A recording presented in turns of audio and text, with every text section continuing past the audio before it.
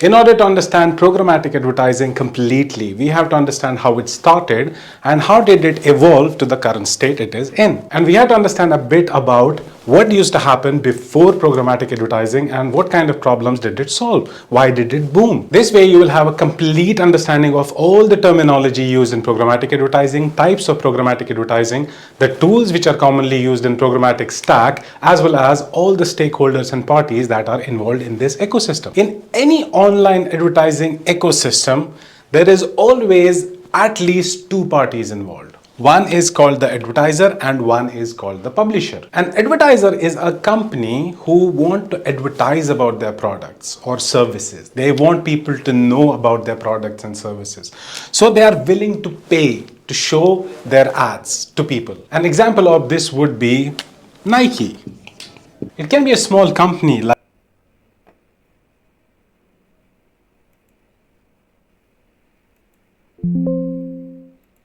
nice furniture, and maybe SLN real estate who sell apartments and villas, and they have a marketing budget which they want to spend so that their information and their ads are shown to people. On the other hand, a publisher is a company who own inventory, who own websites, who own apps. Now you'll be asking me, okay, Nike has a website as well, but the Nike website or nice furniture website or SLN real estate website, what they primarily, their website contains is information about their company or their products or their services or offerings, and people go there to buy or know about this company and what they have to offer. On the other hand, a publisher owns websites and apps, but their business is content. They create content. People go to their website to consume the content.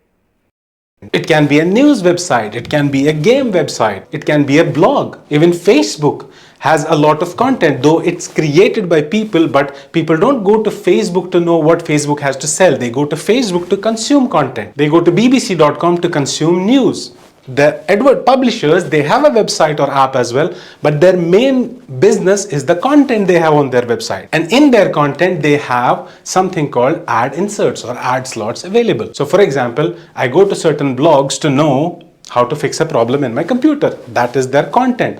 But between that, they place something called ad slots and they charge for it. So all of these are examples of publishers: bbc.com, YouTube, Amar's blog. So for example, if Nike goes to bbc.com and tells them we want to show our ads on your website, Nike is willing to pay the money. Advertisers pay the money, and publishers, they charge money because they sell the ad slot, and these ad slots are called inventory. So these are the some terms you have to remember. So before programmatic advertising, what used to happen is there were a lot of big websites like bbc.com, and there were like a lot of big advertisers like Nike.com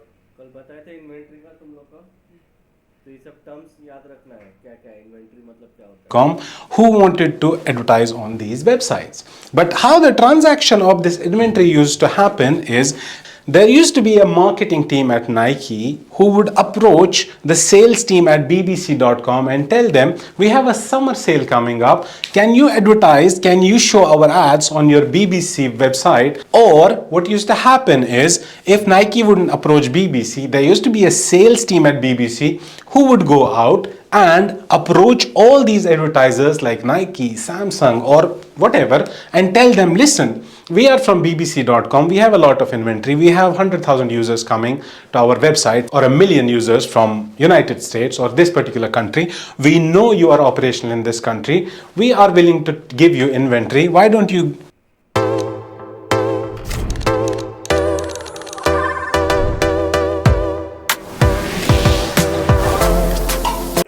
advertise on our website? These are our charges. So there used to be a lot of legwork involved from bbc.com sales team who would approach all these advertisers. And once they agree upon a deal, they used to have something called IO or an insertion order, which is still used. This term is still used in programmatic advertising. They would sign this contract about, okay, these are the dates, these are the number of ads we will show, and these are the prices, and they will sign this something called an insertion order. But there was a lot of involvement from BBC and Nike, and generally it would be only possible if their offices were in this. Insertion order समझ में आया क्या है?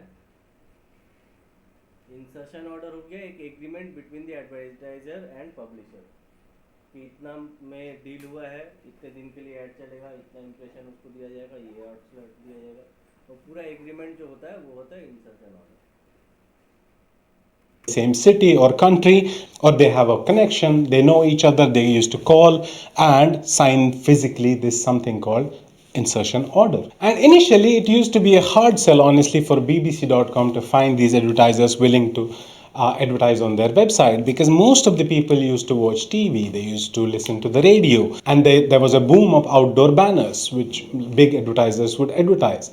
But what happened is slowly the eyeballs started to go towards the digital platforms. People started using different kind of websites. People spent a lot of time online. They used to go to social media websites like Facebook, YouTube, and a lot of work used to be done online. So Google and other websites evolved, and a lot of focus moved from TV to online. And when the advertisers realized this, because marketing is all about getting the attention of the users, and you market your products and services where the eyeballs are, where the people are. So when people started moving online, all these advertisers, they started slashing their offline budgets, which they used, marketing budgets, which they used to spend on TV, radio, magazines, newspapers, and a chunk of their marketing budget started going to online. It started growing, and at the moment offline advertising, it gets less revenue than online. So online took a lot of marketing share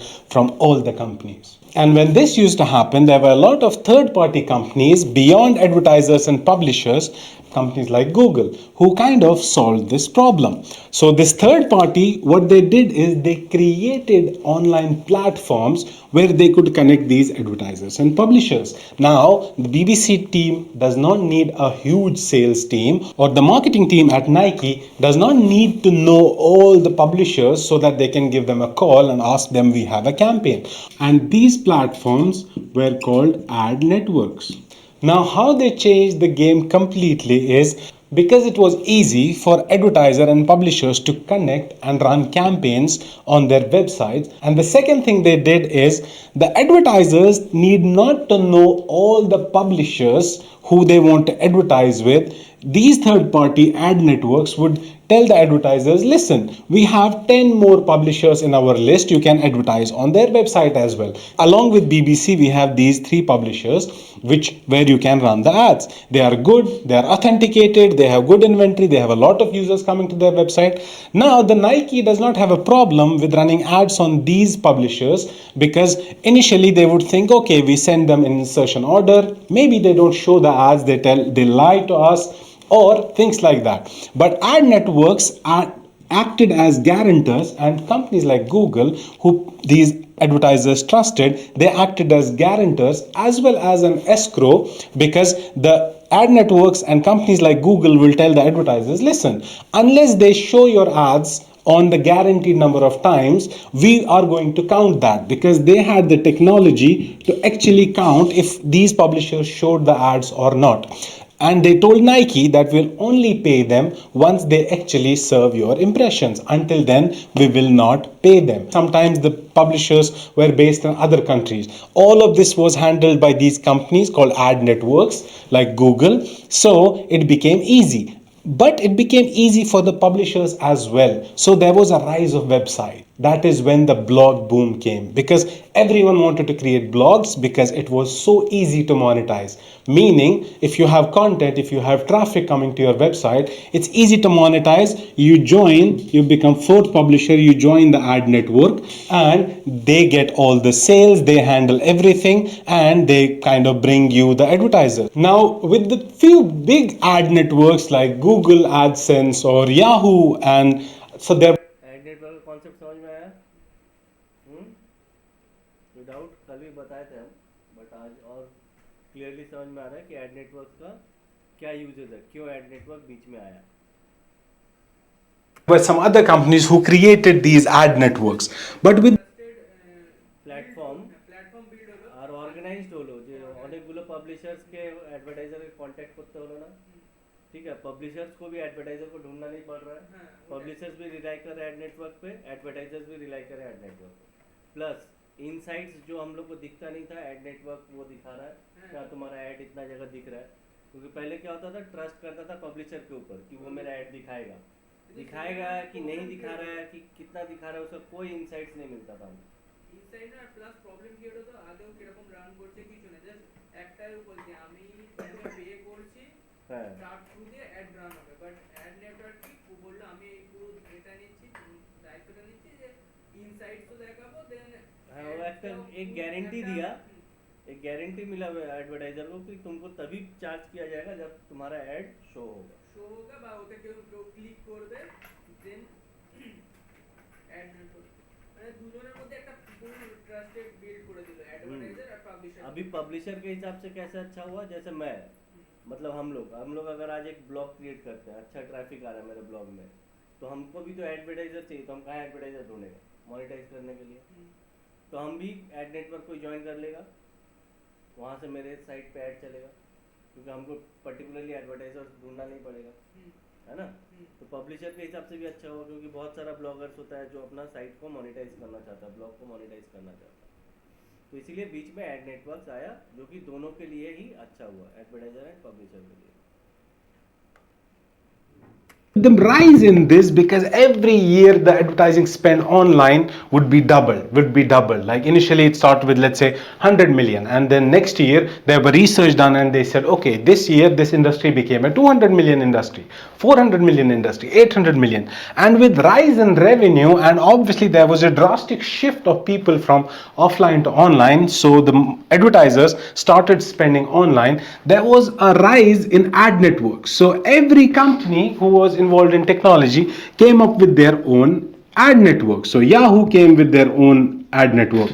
So for example, Seismic came with their own ad network, and companies like this, a lot of companies created their own ad networks. For example, currently Facebook has their own ad network, Twitter had their own ad network. So with the rise of these ad networks, what basically used to happen is these ad networks will approach to websites and tell them, can you be part of Meta Meta ad network, ওটা ad network. our ad network? Let's say BBC went with Google ad network, and there were a lot of blogs, let's say blogs, millions of blogs who joined Yahoo as their ad network, and there were other, let's say, websites, thousands and thousands of websites who joined Seismic, who became part of Seismic ad network. And these ad networks still exist. For example, Google ad network is called GDN, which is Google Display Network. So an ad network is basically collection of all the websites who have joined that particular ad network. So GDN, which is Google's Display Network, is collection of all the websites who have joined Google Partner Program. They let Google to show ads on their website. So for example, if there is a blog who have partnered with Google Display Network or GDN and allowed GDN to show any ads on their website, and Google in turn pays them. Google charges advertisers, it takes a percentage, let's say 30%, and gives 70% to the blog owner. The percentages vary from country to country. So this is the simple business model of an ad network. But now the same problem happened with advertisers again, with rise of so many ad networks.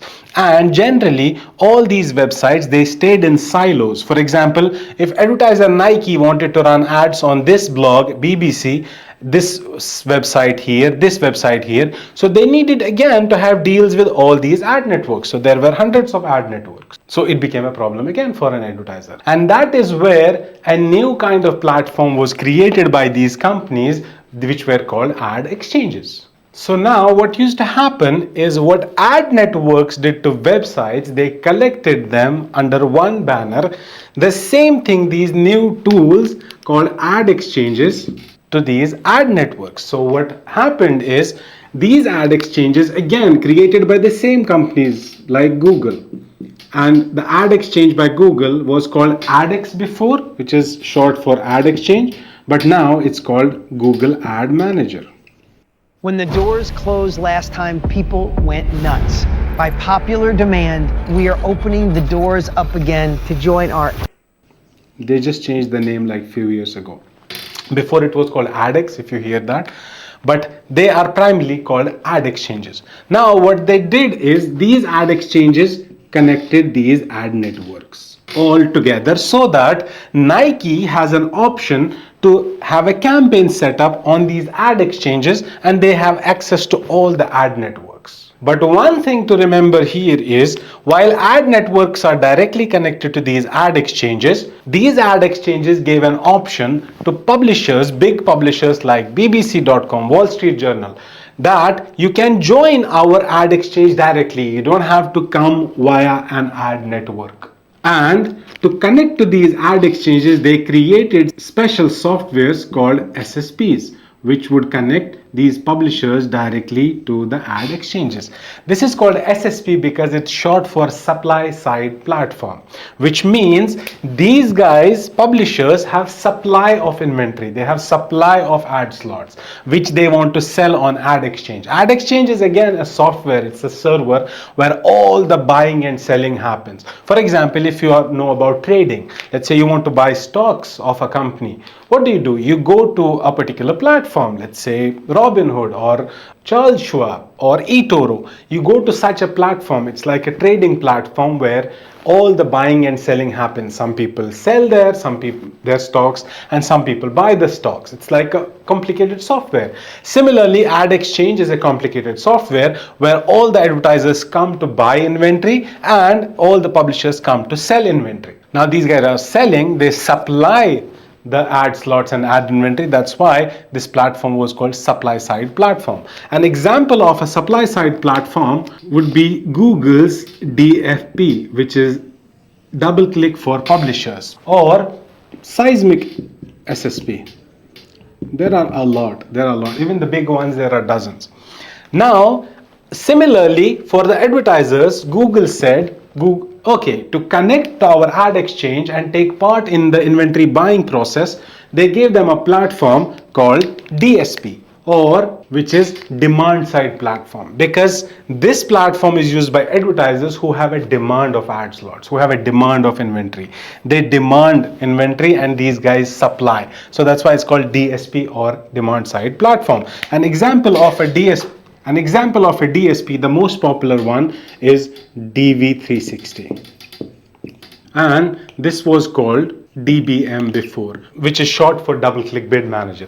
Google keeps changing all the names, like DFP became Google Ad Manager, DV360, DBM became DV360, because they were actually owned by a separate company called DoubleClick, and they were acquired by Google, and for a few years they'll kept the same names like DoubleClick for publishers, DoubleClick bid manager. Now the names have been changed. And the second example would be TTD, or the trade desk. It's probably the second biggest DSP after DV360. Now what happens is Nike can use any of these platforms or DSPs, and they will still have access to all the websites and all the ad networks, because these DSPs help Nike connect to the ad exchange, any of the ad exchange. Even if Nike uses Trade Desk, it still connects to all ad exchanges. The only differentiating factor for a client or an advertiser to choose which DSP to choose is mostly that what kind of algorithm they use to kind of run campaigns,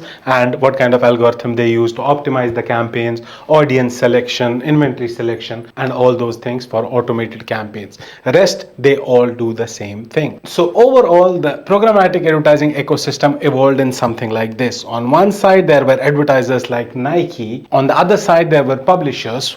समझ में आया इतना चीज? Basically আগে खाली बताए थे।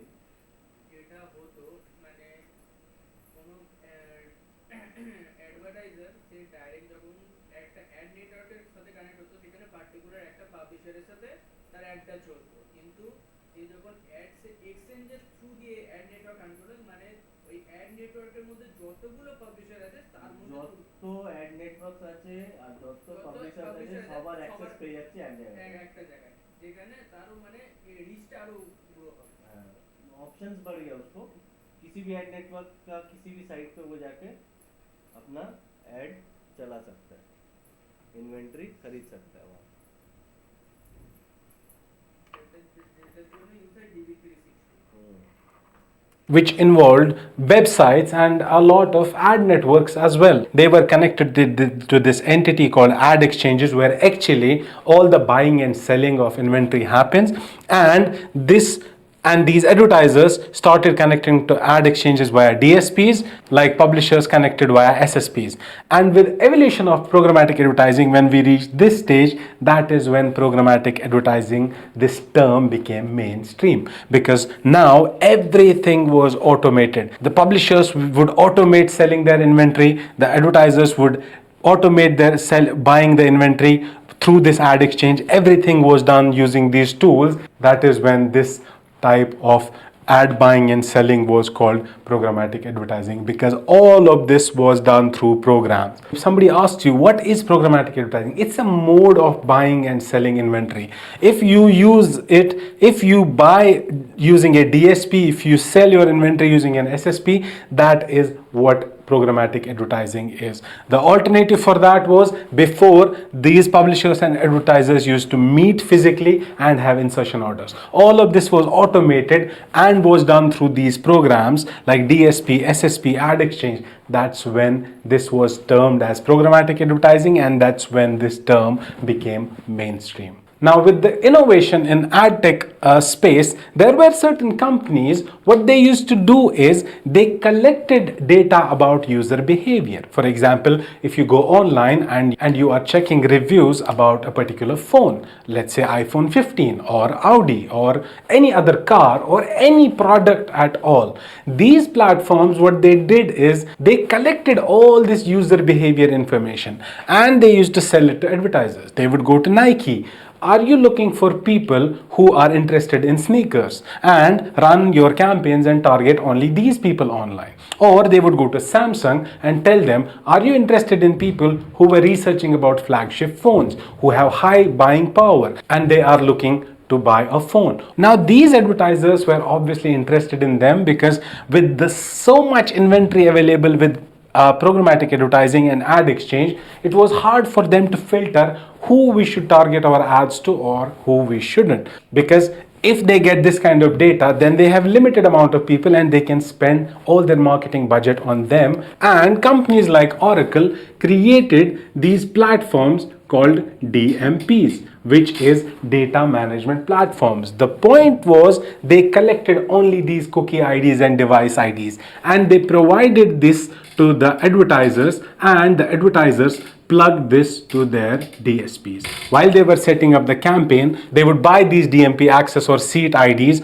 from companies like Oracle and plug it to their DSPs. Now, one of the example of DMP would be Oracle BlueKai, which is one of the biggest, or Lotami. So this is what DMPs do. By the way, I have a dedicated course on DMPs, what DMPs are, how do they work, and even walkthrough of Oracle BlueKai platform if you are interested. And now advertisers were happy. They had this data about users, so they had very targeted campaigns and they plugged it into this ecosystem which were called DMPs. Now, with so much money flowing, advertisers were having targeted campaigns. They were spending a lot of budgets on their online advertising using these DSPs. So there were some companies on the publishing side who saw this opportunity, and we started seeing cases of something called ad fraud. One of the examples of ad fraud would be, there were companies who set up something called click farms. They would have hundreds of mobiles connected to one particular device, and these devices will refresh their own website. For example, I create a website or an app, I have these click farms. On all these phones, I will have my own website refreshed every minute or every 30 seconds. And obviously there were some ads which these ad exchanges will show on my app, and these phones were programmed in a way that they will click on these ads. And these ad exchanges started thinking that, okay, this is a very good publisher because people there click a lot. The CTR on these websites is high, and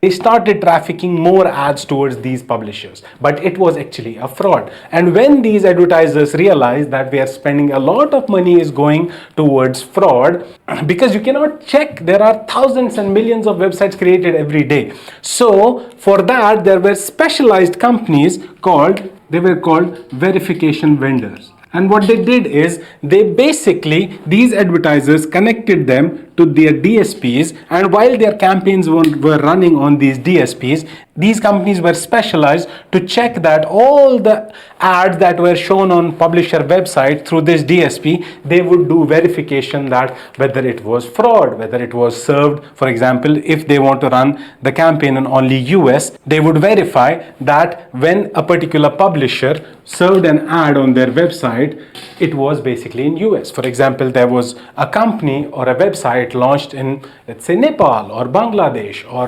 Germany, and they think that a lot of advertisers want to show ads in US. What they would do is something called domain spoofing, and for ad exchange, it would think with the domain spoofing, the ad exchange would think that this publisher is getting traffic from US, so they would redirect a lot of ads. But these ad verification vendors checked all of that. And also, for big advertisers, it's very important that they have their ads served on websites which are brand safe. They don't talk about, let's say, nudity, they don't talk about gambling, and that also these verification vendors develop these capabilities to have a check on all the campaigns which run through DSP when they are connected, and they would give reports to the advertiser that okay, everything was fine. If there was an ad fraud or a problem with the website, they would report it to advertiser, and the advertisers would block that. And they did such kind of stuff. And one of the example for verification vendor would be IAS, which is Integral Ad Science.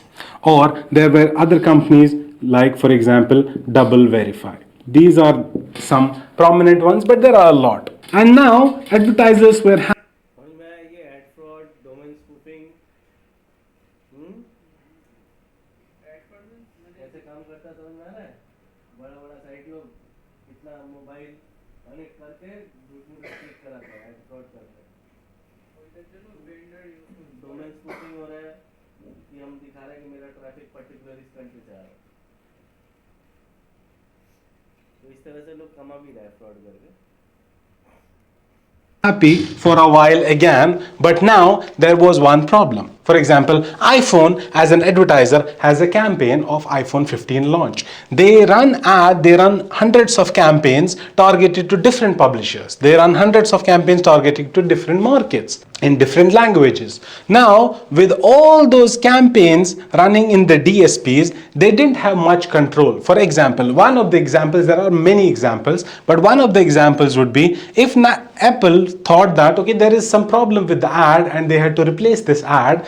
After the campaign went live, they had to go and check with all the hundreds of campaigns they have set up and change it all there. For that, there were some specialized softwares created by companies called ad servers. And the job of these ad servers was just to host all of the ads which these advertisers wanted to run in their campaigns. For example, in their DSP, they had multiple campaigns running, but they did not upload the creatives in DSP, they uploaded in these ad servers. They were specialized servers just for hosting the creatives. They also do some other stuff like they help them in cross-channel reporting and a lot of things because these evolved as well. One of the examples of ad servers will be CM360, which is owned by Google, and it's called Campaign Manager 360. Now it itself is a huge देखो ये एक ही video में पूरा overall concept समझा रहा है, but इसका individual add types,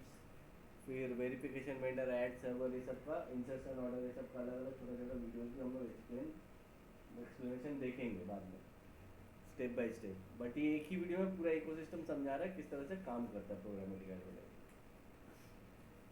जैसे एड सर्वर हुआ, एड सर्वर क्या है? एक थर्ड पार्टी टूल है जो इसको डीएसपी से कनेक्ट करता है।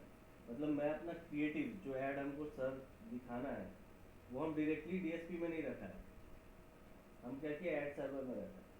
अब ऐड सर्वर वहाँ से क्रिएटिव कंट्रोल कर रहा है। हमको कोई ऐड, जैसे बोला कि मेरा आईफोन का एग्जांपल दिया, आईफोन का एक साथ लॉन्च हो रहा है तो डिफरेंट कंट्रीज में, सपोज 50 कंट्रीज में वो कैंपेन चला रहा है, 50 अलग अलग कैंपेन, 50 लोकेशन, 50 लैंग्वेजेस, तो 50 कैंपेन का अगर उसको कुछ चेंज करना हो तो कैसे चेंज करेगा? 50 बैठ के करेगा, इसीलिए थर्ड पार्टी ऐड सर्वर को कनेक्ट कर दे रहा है, वहाँ से वो कंट्रोल करेगा। कंट्री वाइज वो ऑटोमेटिकली जो भी चेंज करना है वहाँ पे वो करेगा ऐड सर्वर, उसको मैनुअली घुस के डीएसपी में हर कैंपेन में जाके एडिट नहीं करना होगा।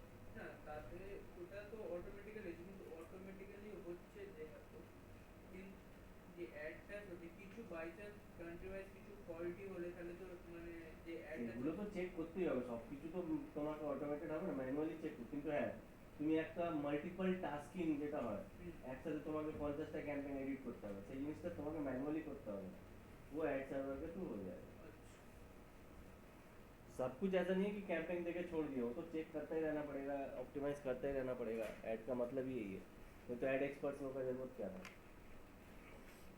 Platform, someone who works on campaign manager 360 only can have a career in it, and there are huge ad ops teams in every company. These people who generally work on these ad servers are called ad ops, let's say ad ops executive, ad ops manager.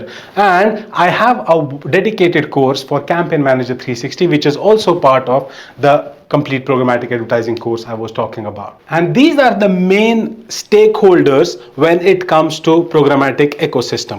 But there are obviously a lot of vendors. For verification vendors, there are some prominent ones. DSPs, there are a lot of DSPs available in the market. DMPs, there are a lot of DMPs available in the market. For every country, there are a list of prominent ones there, the mostly used there, and that is what makes a landscape or programmatic landscape in each country. For example, I will try to show you one or two for countries so that you understand who are the main players when it comes to DMP. देखो कितना कुछ है, DSP DMP कौन कौन है, publisher of add server कौन कौन है, एक्सचेंज, एसएसपी, वेरिफिकेशन, दिख रहा है कितना कंपनीज है। डीएसपी, एडॉप डीएसपी है, डीवी 360 है, ट्रेड डेस्क है, जेंडर है, डीएमपी है, ब्लू काइट, ओरेकल, होटल। এগুলো সব সফটওয়্যার। हम्म।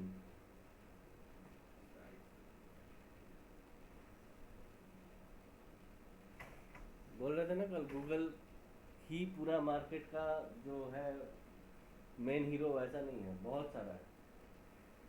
तो गूगल हम लोग सिर्फ सीखें गूगल एड्स, वो छोटा मोटा यहाँ के लेवल में छोटा मोटा ऐड 1000, लाख, 2 लाख, 5 लाख खर्चा करने के लिए, 10 लाख खर्चा करने के लिए वो ठीक है गूगल एड। बट जब बड़ा स्केल में ऐड चलता है तो ये चलता है। गूगल के बाहर भी ऐड का बहुत बड़ा दुनिया है। অ্যাডোবেরও আছে। हाँ, एडोबेरो আছে, SSP, Google ad manager, Google के साथ गूगल हर जगह ही है, गूगल का कुछ ना कुछ, बाकी भी साथ में सब है।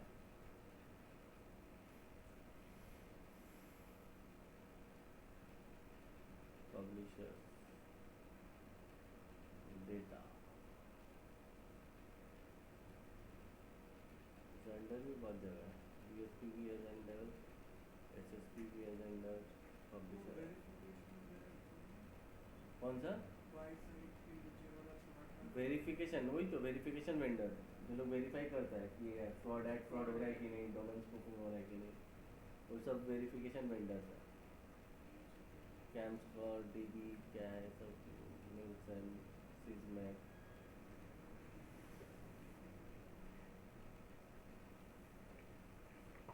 ये ऑनलाइन एडवर्टाइजमेंट है, सॉफ्ट फील्ड है। Is ad servers, DSPs in a certain market.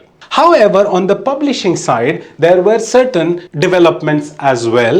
Now, the publishers were mainly app owners and websites. For example, Candy Crush. It's an app, and they also are a publisher because they are capable of showing ads on their app. With the rise of online and streaming, there were certain companies who created online streaming platforms, and those channels are called connected TVs or CTV. And even platforms like Netflix, they recently started testing advertising on their platform in certain markets. And there are a lot of these connected TVs. For example, BBC, CNBC, all of them have streaming services. And they plug these streaming services as well to their SSPs. And advertisers now had access with this stack to run ads not only on websites and apps, but on these connected TV as well. And these kind of campaigns are sometimes called programmatic TV. And similarly, websites like Spotify and other audio platforms also connected to these SSPs, they had their own SSP accounts, and advertisers starting targeting their campaigns, audio ads on these platforms, and it's called programmatic audio. And recently, few years ago, if you see the digital out of home screens, for example, if you go to the malls, you see those screens, that digital screens, even they are connected to these SSPs and ad exchanges, and that is called digital out of home. And you can buy these campaigns digital out of home through DSPs as well. For example, if Nike wants to run ads on the digital screens in Dubai Mall, they can buy this using their DSP as well, and that is called digital out of home programmatic. And I have a dedicated video on digital out. कल बोलने का था जितना भी display है online तुम घुमा ले मैं 42 आज चाहिए तो जितना भी डिस्प्ले है जहाँ भी डिस्प्ले ऑनलाइन चल रहा है जो नेट के जो इंटरनेट से कनेक्टेड है इन्वेंट्री बना के रखा सब जगह हम लोग यहाँ से ऐड दे सकते हैं DOS ডিসপ্লে আউট যেটা বললাম আছে হ্যাঁ এখন এখানে খুব কম আছে কম আছে একটাই আছে और যদি ওরা যদি এরকম ভাবে কানেক্টেড থাকে কোনো পাবলিশারের সাথে বা অ্যাড নেটওয়ার্কের সাথে তাহলে অনলাইনে গিয়ে অ্যাড চালানো যাবে ওখানে আমার মনে হয় না এখান থেকে কানেক্টেড আছে কানেক্টেড নেই এখানে জাস্ট ওই লেভেলে এখনো স্পেস পৌঁছায়নি আপাতত এর স্পেস করে নিজে ম্যানুয়ালি অ্যাডটা শুরু রান করে तो यहाँ से बैठे बैठे वो बोला दुबई मॉल में भी ऐड दिखा सकता है अगर कोई डिस्प्ले है तो ये बेसिकली दुबई का ही है ये बंदा Out of home. दुबई में बहुत ऐड चलता है ये DV360 वगैरह वहाँ अच्छा चलता है And you can watch that. I'll put the link in the description below. Data scientist, ML engineer, AI researcher. Bro, but which role fits industry demand? Is it even? So this is mainly how কিন্তু সেটাকে কেউ সেইভাবে neutralise করতে পারছে না Indian politics system জিনিসটাকে neutral মানে Indian যে ইকোসিস্টেমটা আছে সেরকম ভাবে নিউট্রালাইজ করলে পুরো দুবাইয়ের মতো অনেকটা এতে চলে যাবে ডিজিটালাইজ হবে কিন্তু সেইভাবে কেউ মানে টাকা পাকার ব্যাপারে হয়ে গিয়ে তো टाका का व्यापार है एखनो हम लोग मेट्रोपॉलिटन सिटी में है फोन यूज कर रहे हैं ऐड दिख रहा है डिस्प्ले ऐड दिख रहा है वो सब ठीक है बट अभी भी 75% इंडिया जो है अभी भी रूरल एरियाज में आता है जहाँ पे इतना फोन तक ठीक है फोन ऐप वेबसाइट तक ठीक है बट वो डिस्प्ले और ये सब इतना नहीं चालू है गाँव में कहीं वो डिस्प्ले बोर्ड लगा देगा पता चला कोई उखाड़ के लेके अपना घर में लगा दिया टीवी पर यूज कर तो ये अभी तक उस लेवल में पूरा हुआ नहीं है पर हो जाएगा धीरे धीरे ওইটা ইকোসিস্টেমটা যে রেডি আছে ওইটাকে যে নিউট্রালাইজ করবে সেটাকেও চেষ্টা করছে होচ্ছে अभी भी हो रहा है अभी हो रहा है ऐसा नहीं है कि नहीं हो रहा है अभी जहाँ जहाँ बहुत ज़्यादा मतलब अंडर डेवलप था जैसे यूपी बिहार अगर बोले तो अभी वहाँ पे भी देखो एक एक ब्रांड का स्टोर खुल रहा है मेन सिटीज़ में गाँव में नहीं हो मगर मेन सिटीज़ में और वहाँ जितना भी ये हो अंडर डेवलप बोलने का है मगर पैसा का मामले में बहुत ज़्यादा अच्छा स्टेबल है वहाँ गाँव में पैसा बहुत है क्योंकि शहर में खाली दिखावा है यहाँ पैसा कम है लोगों के पास पर दिखावा ज़्यादा ठीक है गाँव में हर एक किसी के पास पैसा है पर उतना दिखावा नहीं करता है वहाँ करोड़ों का प्रॉपर्टी कैश में खरीद लेगा लोग कैश में खरीद लेगा मैं खुद ही बेच रहा हूँ अभी अपना वहाँ का प्रॉपर्टी 6 महीने में वो पूरा पेमेंट कर देगा 1 करोड़ 6 महीने में पूरा कच्चा पैसा होता है हाँ ये बात तो है बट वो सब क्या करें वो सब कच्चा पैसा ब्लैक मनी में आएगा नहीं तो बैंक ट्रांसफर कर रहा है ना बैंक ट्रांसफर नहीं कि कैश में तो ज़्यादा काम होता है ऐसा बात नहीं है अभी कैश में उतना काम नहीं होता बैंक ट्रांसफर अभी कैश में भी तुमको तो रजिस्ट्री जो होगा उसमें दिखाना पड़ेगा पेमेंट कैसे दिया वो तो वाइट मनी हो ही जाएगा सब भी तुम कैश में भी दिया तो लिखा रहेगा कैश में इतना दिया या बैंक ट्रांसफर किया तो सारा वो पेमेंट ट्रांजेक्शन तुमको दिखाना पड़ेगा रजिस्ट्री जब करेगा तो सारा पेमेंट ट्रांसफर जब नहीं दिखेगी वो ब्लैक ट्रांसफर चला तो सोचो 6 महीने में अब देख के क्या लग रहा है तो सोना का दुकान ही है मतलब मार्केट में हम लोग मेन मार्केट सोना का दुकान है तो 1 करोड़ 20 लाख निकाल देगा 6 महीने हम लोग को सोचना पड़ेगा 1 लाख 2 लाख भी निकालने के लिए सोचना पड़ेगा टाइम लेना पड़ेगा 1 लाख 2 लाख तो छोड़िए सर 80,000 भी बोलेगा तो वो भी तो वहाँ पे फटाफट निकाल देता है तो पैसा है वहाँ क्योंकि वहाँ पे उतना स्टेटस का प्रॉब्लम नहीं है पर अभी है अभी वहाँ के लोग भी स्टेटस दिखा रहा है अभी छोटा मोटा बर्थडे पार्टी भी करना हुआ तो रेंट पे बुक कर ले रहे हैं अभी दिखावा वहाँ भी बहुत ज़्यादा बढ़ गया रियलिटी में. How the programmatic advertising ecosystem looks in 2024. Maybe there are some new platforms which will arise, and we will see that maybe in the updated version of these videos. And I hope this is clear. And now we are going to discuss that what kind of deals do these advertisers and publishers have through programmatic ecosystem. There are only three types of deals they have, and it's very important to understand those. Deals about inventory about everything introduction type इसका details में और सारा video है step by step detail গুলো পেডে পড়ে যাবে হ্যাঁ পেডে পড়ে যাবে কিন্তু এটা পুরো একটা ওভারঅল একটা আইডিয়া দিয়ে চ্যানেলটার দিচ্ছে নাম কি sir senators we run ad senator এইটা আবার ইকোসিস্টেমটা একবার বলে দিয়ে দিতে হবে हाँ এটা फ्री আছে इसमें बहुत सारा ये ऐड को लेके ही बनाता है ये सेनेटर वी रन ऐड ये इकोसिस्टमটা বুঝলে ওইগুলো আরো ये पूरा ये अलग अलग देखो ये अलग अलग वीडियो है ये creating ad lines line item सबका अलग अलग डील्स टाइप्स ऑफ डील्स कितना तरह का डील होता है गारंटीड नॉन अभी यही समझाएगा गारंटीड नॉन गारंटीड उसका एक आइडिया दे देगा बट डिटेल्स यहाँ पे हमको मिल जाएगा सारा चीज़ মানে সাবস্ক্রিপশন কত রেখেছে সাবস্ক্রিপশন কিছু রেখেছিল 1200-1400 এরকম কিছু ছিল हम एक महीना का लिया था सारा वीडियो बता दिया Now, the type of deals that happen between a publisher and advertiser are to be understood from a publisher's perspective. The first one is, of course, PG deals or programmatic guaranteed. It's called programmatic guaranteed because the publisher guarantees a particular number of impressions or how many times the ad will be served on their website from a particular advertiser. For example, when Nike goes to publisher, let's say bbc.com or Wall Street Journal, Nike tells them, listen, we have a campaign, we want to show 1 million impressions for the next 1 month on your website. Can you guarantee that? Now let's say publisher bbc.com has 10 million impressions available and they'll be like, yes, we guarantee that, but this is the amount you will have to pay. If the publisher is not able to do those 1 million impressions, then the advertiser will be quite unhappy with them and the publisher would probably have to give a lot of rebate, or the advertiser will not work with them next time because they were not able to achieve the impression target. But before publisher sets a PG deal, what happens is they check their inventory and something called inventory forecast, where they forecast because they don't exactly know how many impressions they're going to have in next 1 month. They can look at the trends and kind of predict. That's why it's called forecast, because the traffic can go up, the traffic can go down. That's why it's called inventory forecast. They do the inventory forecast, and if they think that it's safe to commit to 1 million impressions with Nike, they set up something called a PG deal or programmatic guaranteed deal. That's where guaranteed word comes from, because the number of impressions is contracted. And they make a lot of money on this because they sell the premium. They sell it on a premium price.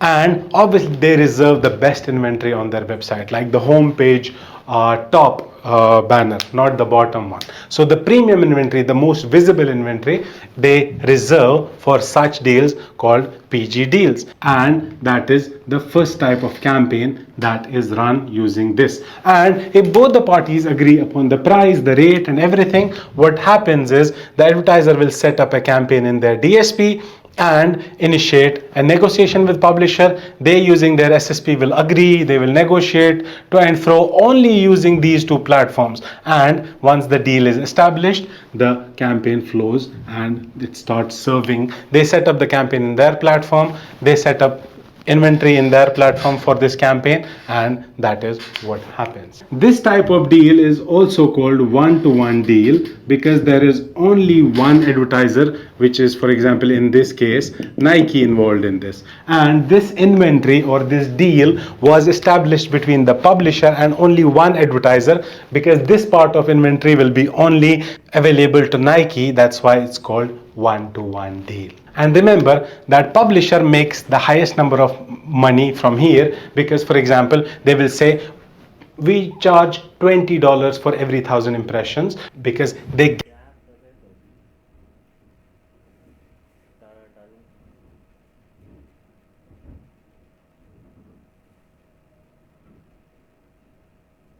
guarantee the number of impressions, and it generally has premium inventory. Now, in almost all the cases, BBC will have 10 million impressions available. They will sell like maybe 3 deals like this, let's say 3 million impressions. They are still left with 7 million impressions, let's say, for the next 1 month. Now, they are not getting, their sales team will reach out to advertisers through these platforms or through emails, but at the end they still have a lot of inventory left which will not be sold at these premium prices, and they will not always find advertisers for all their inventory, except maybe, for example, on New Year's, because all the advertisers want to run New Year's campaign. Sometimes these publishers have completely booked all their inventory using these kind of deals. And whatever is left from this, for example, what these publishers are not able to sell directly through PG deals, the leftover inventory is called a remnant inventory. Siri's dictation was driving me crazy, so I switched to whisper flow. Here's why I'll never go back. First off, because it was not sold via a direct deal. This type of mode is exactly what replaced the old traditional way of these marketing teams talking to the sales guys, or sales guys approaching them and having a fixed IO or a fixed insertion order. And now all the remnant inventory left with publisher, because they want to sell as much as possible. Now there are 2 more ways which programmatic ecosystem provides publishers to sell their inventory. The second type of deal, and they are in terms of priority. This is what publisher wants. They want to sell everything through PG. If they don't, then they go to the second method, which is called PMP, or private marketplaces. Now in this case, what happens is all the leftover inventory BBC has, they package it. For example, they combine all the ad slots on their sports page, all the ad slots on their business page, and then they go to relevant advertisers. For example, they'll go to a trading platform. Listen, we have these ad slots on our business page which are unsold. We don't want a commitment. We will not commit a number of impressions, and you don't commit a number of impressions, because in the previous case, if Nike books 1 million impressions with them, even if Nike does not have an ad, or they don't want to go live with the campaign, they will still have to pay for them. It works both ways. But in this case, what they do is they create these kind of packages, and then they go to good advertisers and relevant advertisers. Let's say, for example, they'll go to top 10 trading platforms and tell them, listen, on our business page we have some inventory left. Why don't you do one thing? We will provide it to you as a PMP deal, which is private marketplace, and there are 10 advertisers like you, or 12 or 50 or 2 or 7. If you wish, you can use it. You can target your campaigns on this PMP. You don't guarantee anything, we don't guarantee anything. And this is sometimes called one to few or one to many deal, because the leftover inventory in PMP, there are multiple advertisers like Nike who have access to this, and they can show their ads here. The only ask from BBC to these advertisers would be, listen, we have something called a floor price. See, guarantee deals we sell at $20 CPM, but this we are willing to sell anything above $5. This is the floor price. What you do is, whatever you are willing to pay above $5, but not less than $5, you can bid. But among all the advertisers who are bidding above this floor price, $5, they can take the inventory. For example, let's say along with Nike, there is Adidas, who has access to this PMP because they established a deal with the publisher. They bid $5 exactly, because that's the floor price. They bid $5.5. They are willing to pay extra, and all the inventory will go to Adidas until they consume everything. Then Nike will get the preference in this kind of inventory, and obviously they make less dollars in this, because this is, for example, $20 and this is the floor price is $5, and generally it's the same range. And for a PMP deal, what happens in the background is the publisher creates these packages of inventory. Their sales team goes to all the advertisers, reaches out to all the advertisers via email, and then they provide them their DSP seat ID. They push it to them, and only the advertisers who have access to this PMP, they negotiated that we will send a PMP, only their DSPs can run campaigns on this inventory or these kind of ad slots. And advertiser generally, when they set up a campaign on DSP, they have one campaign guaranteed with certain advertisers, and some they have other campaign which is targeting a PMP deal. It always, the advertisers always create campaigns with these kind of combinations. Sometimes they want to commit with some publishers. With some publishers, they'll only run on their PMP inventory. With the publisher's perspective, they cannot sell everything with PG and PMP. They still have some inventory left. Okay, Adidas and Nike, they have 7 million impressions. They consumed, let's say, 1 million. They consumed 1 million. They still have 5 million impressions left, which nobody bought using PG or PMP. Now, in that case, what publisher does is they have a third way of selling their inventory on programmatic platforms, which is called OA or open auction. Now, whatever is left, because this gets the highest priority, this gets second priority, whatever is left, they tell their SSP that whatever is left, sell it at whatever price we can get. In open auction, all the advertisers, everyone who's using a DSP can bid on this particular inventory, and that's why it's called one to all type of inventory selling. And in open auction, there is no floor price, there is no fixed price. Whenever somebody goes to their website, and if PG deals are consumed, PMP deals, all the advertiser impressions are consumed, now what BBC does is this open auction inventory goes to SSP, and SSP knows that it's an open auction. There is no PG advertiser, there is no PMP advertiser available now. What it tells Ad Exchange to sell it to the highest bidder. So any advertiser who has a DSP can buy this inventory in open auction. Let's say there are two advertisers. Whoever is bidding highest will get the impression. If there is only one advertiser, whatever he is willing to pay, they will sell this inventory. And this is the one that makes the least amount of dollars for them. For example, maybe $1.2 or something like that. And for PMP and open auction, because there are, in this case, there are few advertisers willing to buy this inventory, and in this case, there are a lot of समझ में आ रहा है ये चीज, deals वाला type of deals, guaranteed, non guaranteed और open option. क्या नहीं समझ में आया? वर्सेस हो रहा है. गारंटीड होता है कि मतलब गारंटी के साथ वो देगा जितना इंप्रेशन चाहिए. अब उसका साइट है, उसका इन्वेंट्री है, उसको भी पता है कि मेरे साइट पे कितना विजिटर आ रहा है, कितना इंप्रेशन हो रहा है, एक मंथली पता चल जा रहा है. ठीक है, जैसे 5 मिलियन आ रहा है तो वो 2 मिलियन उसने गारंटीड में लगा दिया, ये गारंटीड में जाएगा. तो जो एडवर्टाइजर को गारंटी डील चाहिए वो उससे इन्वेंट्री खरीद लेगा. फिर भी 3 मिलियन लेफ्ट, तो कुछ वो पीएमपी में लगाएगा, प्राइवेट नेटवर्क.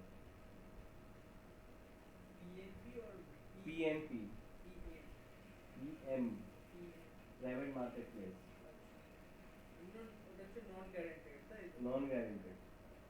मतलब वो पैकेज के हिसाब से बेच रहा है कि सपोज 2 मिलियन और इन्वेंट्री, और बोला ये एक एक पेज के हिसाब से बेचे, जैसे यहाँ बोला उसी तरह एक पैकेज बना दिया कि हाँ इतना ये page of advertisers buying. But इसका कोई गारंटी नहीं है क्या है. तो उसमें उसका इनकम का, क्योंकि फिक्स जब गारंटी दे रहा है उसमें वो ज़्यादा पैसा कमा ले रहा है. प्रीमियम पर हाँ, वो ज़्यादा पैसा कमा ले रहा है. पीएमपी में फिर पैसा कम हो जा रहा है.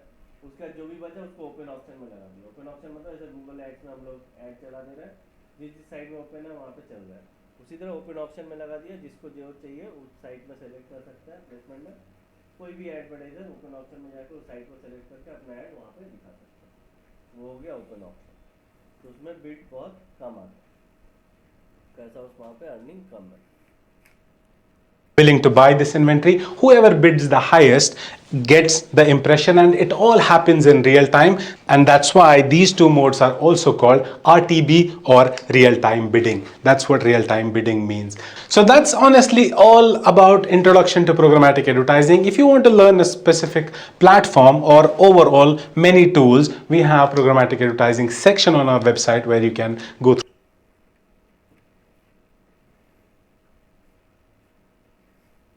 समझ में आया प्रोग्रामेटिक एडवर्टाइजिंग का कॉन्सेप्ट? क्या क्या लग रहा है गूगल एड्स से कंपेयर करके? बहुत लार्ज स्केल में यहाँ पे एडवर्टाइजमेंट हो रहा है. और बहुत सारा चीज़ यहाँ पे समझने का है,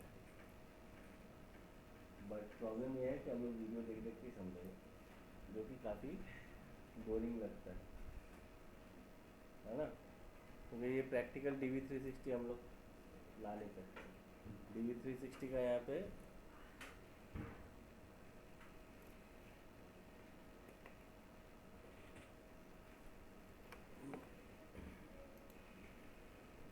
देखो कितना एजेंसी यूज़ कर रहा है DV360 में।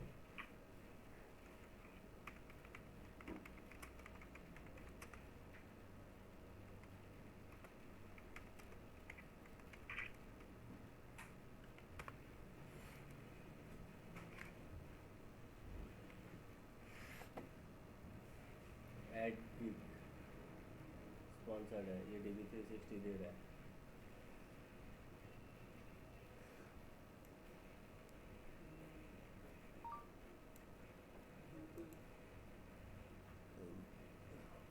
DV360 यूज़ करना और DV360 ओन करना, मतलब पार्टनर है ये लोग, आपने जो बोला था रीसेलर रीसेलर। वो लोग खरीद के मतलब दूसरे का प्लेटफॉर्म लेके रीसेलर लेके यूज़ कर रहा है। सर्टिफाइड DV360 रीसेलर मतलब ये ओन कर रहा है, ये रीसेल कर रहा है मतलब ये ओन कर रहा है। ये इंडिया का कंपनी है, इंडिया का ही है तो इंडिया का तो पता नहीं रहा है। India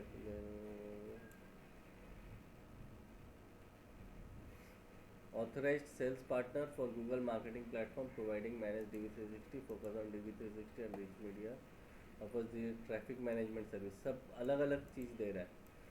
provides platform access programmatic advertising की clients in using DV360। Samsung India का ऐड जो है वो DV360 का चल रहा है for high reach campaign. Galaxy Z flip fold 4 ये सब जो है DV360 मार्केट मतलब प्लेटफॉर्म यूज़ करके चल रहा है। मारुति सुजुकी DV360 यूज़ कर रहा है। OLX autos use DV360 audio, अभी बोला ना ऑडियो वीडियो और टीवी वाला, फॉर मिलियंस ऑफ यूजर्स।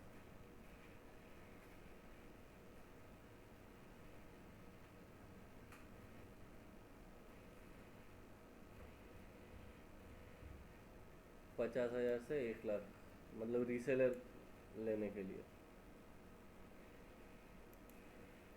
देखें रीसेलर का प्राइस कितना है। Digital out of home audio ad integrated partner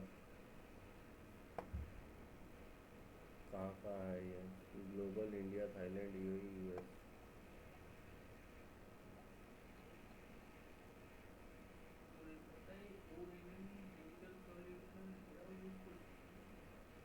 কলকাতাতে আছে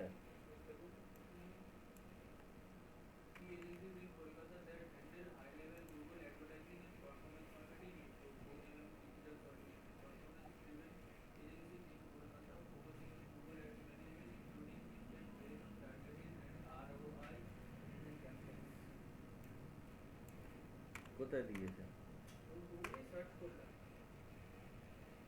for several digital marketing advertising in Kolkata using a specialized provider and several बोलते थे। Promote is a full service digital marketing that handle complex data driven नहीं Marco and Brando is the powerhouse of programmatic marketing. Digital is 30 location performance marketing এরা তো মানে programmatic বলছে না, programmatic এই একটাই বলছে Marco and Brando.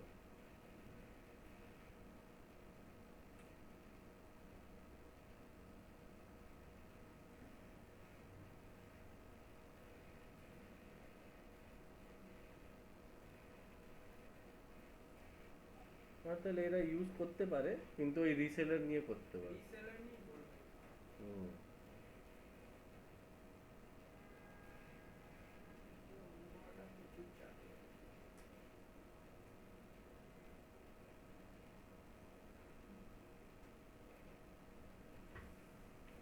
20,000 to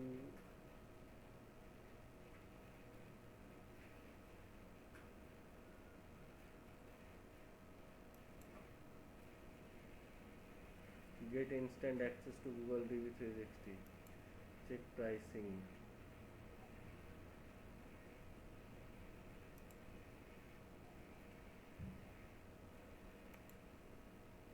Fill out this form. Oh, form fill up करना होगा. कॉर्पोरेट ईमेल मांग रहा है.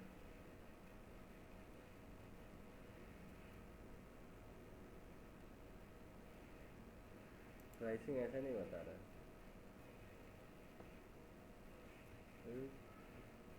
अपॉइंटमेंट बोलना.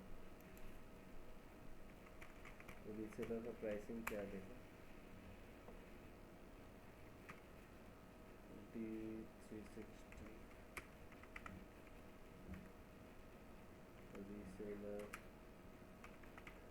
pricing in India. D360 pricing generally operates on a percentage of the media spending, often 2% to 10% platform fee added on top of net media cost, depending on the volume of the service. While there is no public minimum reseller, a monthly commitment $10 to access. Fee are calculated percentage, और ज़्यादातर percentage में चलता है. मतलब जितना का ad spend होगा उसका 2% से 10% तक चार्ज करता है. क्योंकि यहाँ तो करोड़ों में जाता है ना एड, तो 2% भी बहुत होता है. कॉमनली यूज इंडियन रीसेलर, ये गूगल सर्टिफाइड है. तात्विक analytics Wow.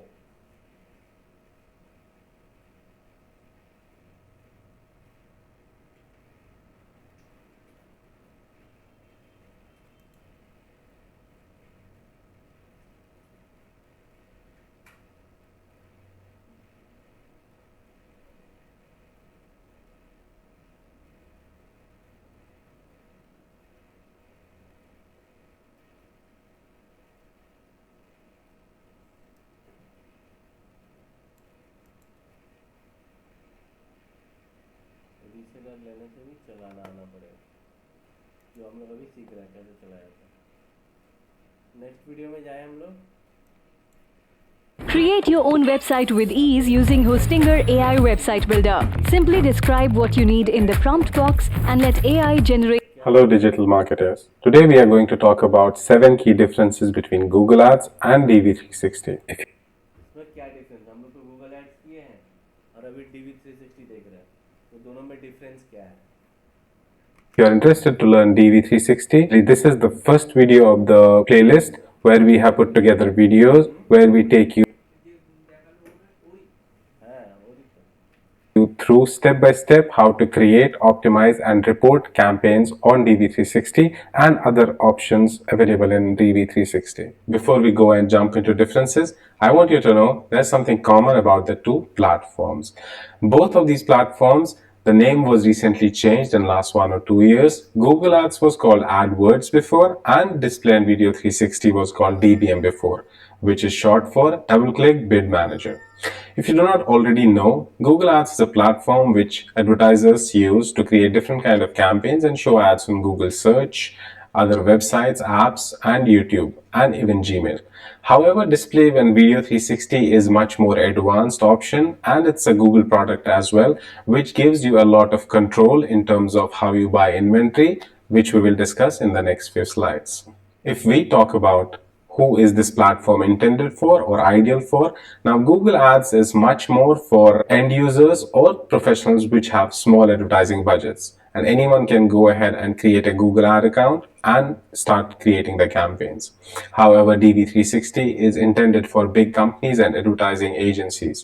To have a DV360 account, an advertiser or an agency needs to have a minimum budget spent in last 1 year so that they can qualify to get an account. Unlike Google Ads, you cannot just go ahead and create an account. To create a DV360 account, you actually need to reach out to Google or any authorized reseller so that they can create an account for you and you can start using. If we talk about the campaign type, in Google Ads you can run search, shopping, display, Gmail and YouTube campaigns. However, in DV360 you cannot run search and shopping ads, but you can also run video and audio campaigns. Please do not confuse video campaigns with YouTube. YouTube is a separate campaign type. However, videos is in case you upload a video file and then you can advertise it on different websites and apps. Which brings us to the third point, which is reach. In terms of Google Ads, whenever you create display campaigns, they only are shown on GDN or Google Display Network. If you're wondering what Google Display Network is, so whenever there is a website, whether it's a small or big, they always have to monetize their website. All the publishers who have signed up with AdSense, which is a Google product, in order to get monetized, is called Google Display Network, which means where Google has control to show ads. Whenever you create a display campaign in Google Ads, your ads can only appear on this list of websites who have partnered with Google, which is called Google Display Network. However, in case of DV360, your ads can appear almost on 90% of the websites and the apps, because DV360 does not only buy ads on Google Display Networks, but on other ad exchanges and ad networks as well. Almost all ad networks and ad exchanges are connected to DV360. Along with all these websites and apps and different ad networks, DV360 can buy inventory on OTT platforms like on-demand TV and live streaming TV channels as well. Which brings us to the fourth point, which is placement selection. Placement selection is the control an advertiser has when creating a campaign, that which websites and apps his ad should be shown to. Now, in case of Google Ads, advertisers do not get much of an option. However, they have a control where they can select a list of websites or apps where they want to advertise only if they want to. Please note, these websites and apps they want to advertise on have to be part of GDN. However, in case of DV360, you can select any website or app in the world and there is a chance that your campaigns will show there. Along with this, there are three different types of inventory buys that are done in DV360.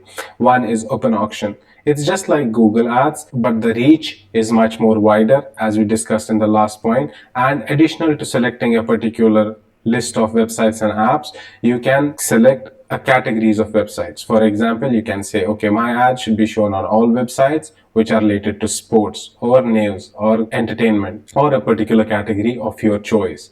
Now, along with this, there are two other types of media buys you can do in DV360. One of them is private marketplace, which means websites like BBC, Khalij Times, on certain inventory, they allow only few advertisers to buy inventory. If you want to be among the list of the advertisers, you'd have to approach to these websites and you have to ask them to provide you a PMP deal where you can compete with just a few advertisers to buy that inventory. The third one is programmatic guarantee deals. It's just like a conventional deal where you reach out to a particular publisher and ask them, I want to book fixed number of impressions in a particular time range. And you have a deal with this publisher where they guarantee you a certain number of impressions with particular presets.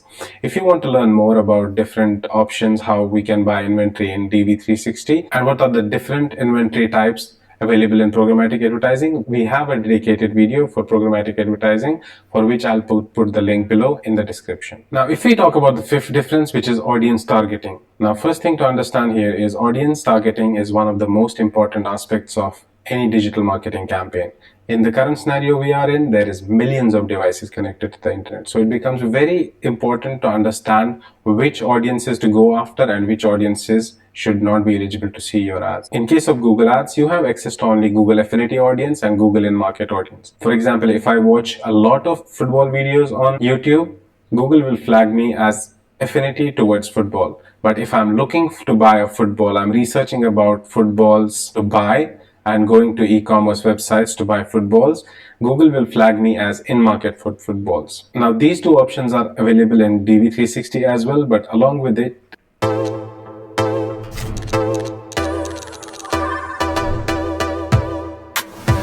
there is another option, which is third-party audiences. There are a lot of companies like Oracle who partner with different companies to collect data and user behavior and then sell it to the advertisers. You can only leverage these audiences if you're using DV360 and not in Google Ads. Now, when it comes to integrations, Google Ads does not really support any integrations for audience targeting and ad servers. Now, in case of DV360, you can integrate your DV360 account with different DMPs. Now, DMP is short for data management platforms. Now, as discussed in the last slide, companies like Oracle, they partner with companies like Booking.com, MasterCard, Netflix to collect user behavior, how they behave online and what all they do. Then they compile this data together and provide this data for advertisers in platforms which are called DMPs. Now, if you are an agency or you have access to DMP, you can integrate your DMP with DV360, which is not possible in Google Ads. When it comes to integration with DCM, now DCM is an ad server by DoubleClick, which is again Google. In some cases, the big advertisers do not provide the creative assets directly to the advertising agencies or publishers. They have an ad server where they store all their creative assets and provide the respective tags for each of these assets to the publishers or advertising agencies. This gives them better control in terms of tracking, reporting, as well as making changes to the creative assets. Now, the seventh difference they have is Google Ads is Google's own creation. It was developed by Google. However, Google acquired DoubleClick in 2008. DoubleClick was a different company who had a stack of marketing platforms like DoubleClick Bid Manager, DoubleClick for advertisers, DoubleClick for publishers. So Google acquired DoubleClick as a company in 2008, just like they did with YouTube. Do not forget to check the link in the description for this. Differences लिखना है तुम लोगों को, differences लिख लो एक एक points जो explain किया।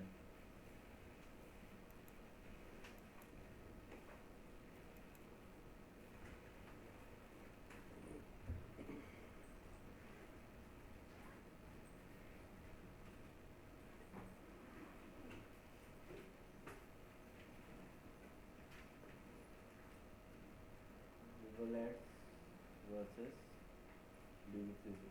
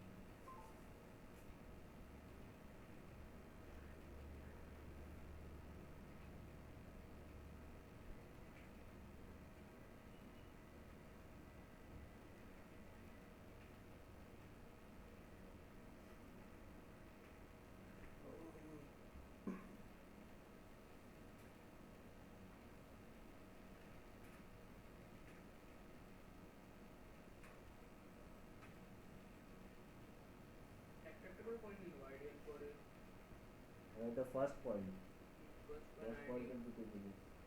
দুটো জিনিসই দিতে হবে। হ্যাঁ, এটা ফার্স্ট পয়েন্টেরই, তারপর সেকেন্ড পয়েন্ট অন্য আছে।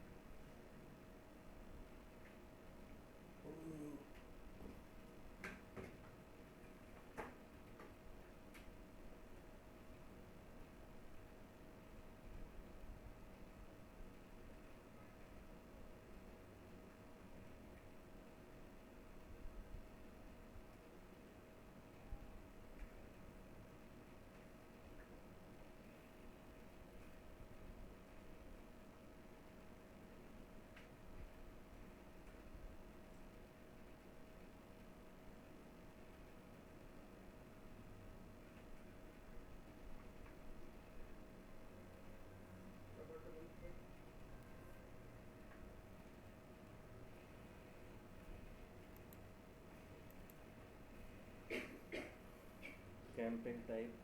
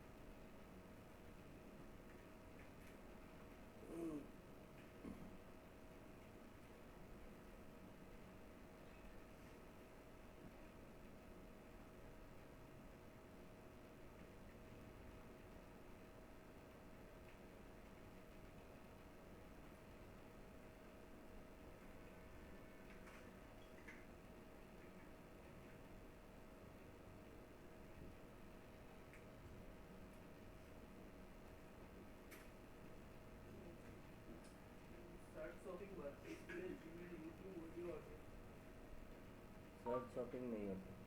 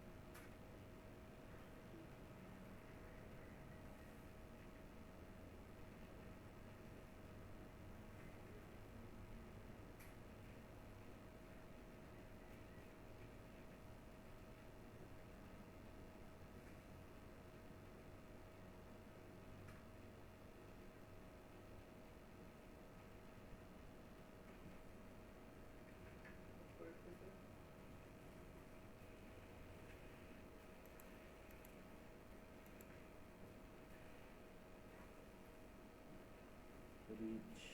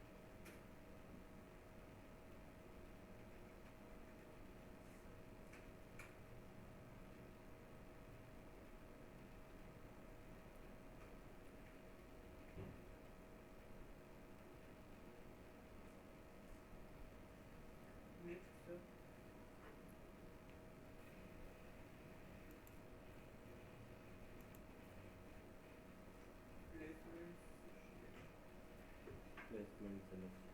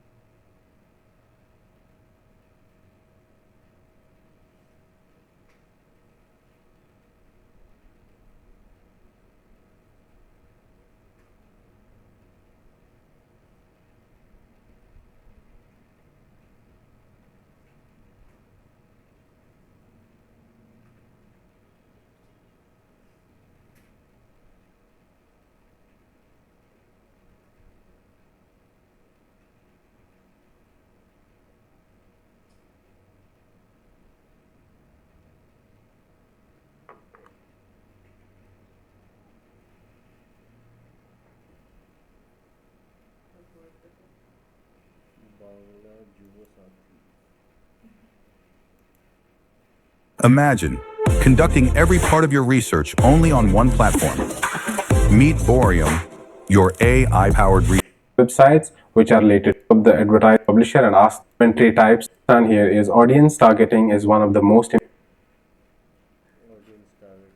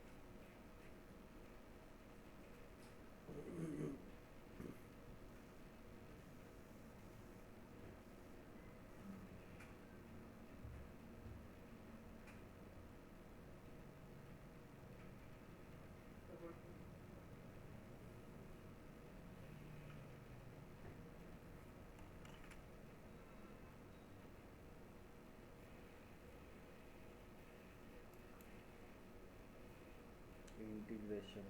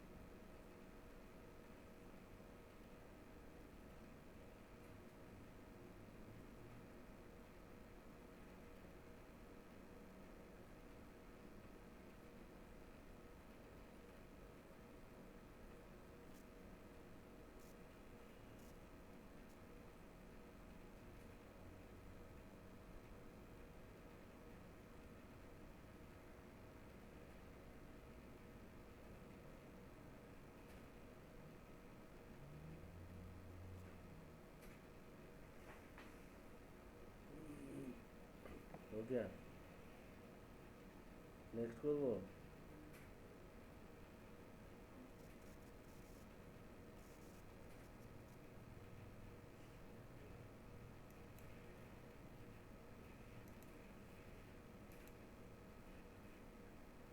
बस ये हिस्ट्री है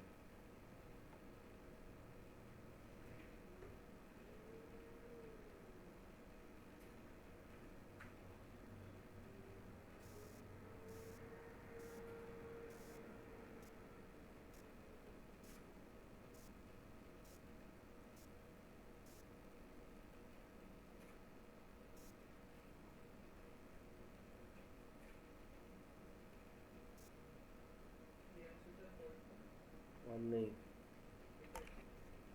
7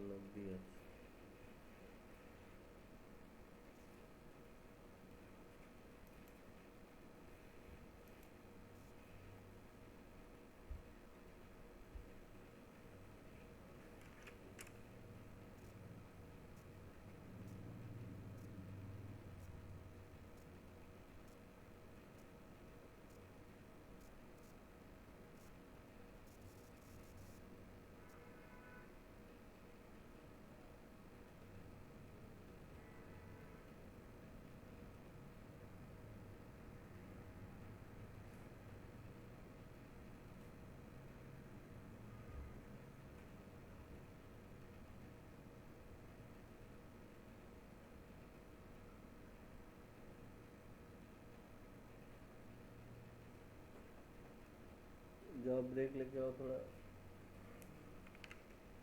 फिर आगे का वीडियो देख